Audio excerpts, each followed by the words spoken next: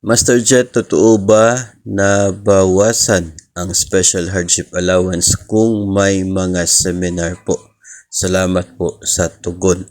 Tama po, totoo at talagang babawasan yung matatanggap mong special hardship allowance kapag mayroong mga seminar at yung seminar nangyari or ginanap outside doon sa station po ninyo, no? Tapos even kapag nag-leave ka, bawas din po yun sa number of days na babayaran ng special hardship allowance.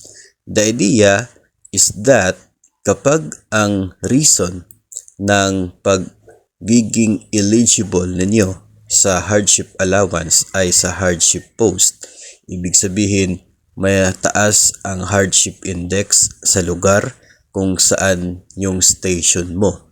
So kung nag-seminar ka, hindi ka naka-duty sa station mo, so hindi mo naranasan yung hardship index sa school, sa station, o kaya kapag nag-leave ka, hindi ka naka-duty sa station mo na eligible for the hardship allowance, kaya bawas talaga siya doon sa number of days na babayaran ng SHA.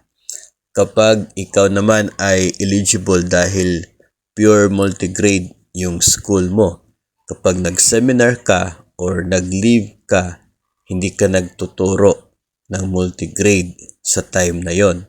Kaya babawasan talaga yung matatanggap mong special hardship allowance. Yung computation kasi niyan, yung 1 month na sahod ng isa pong guro na eligible sa hardship allowance, kina-consider po na mayroong 22 working days in a month. So, yung basic salary mo divided by 22, yun ang magiging per day, no? Tapos 25% niyan, yun ang per day na hardship allowance.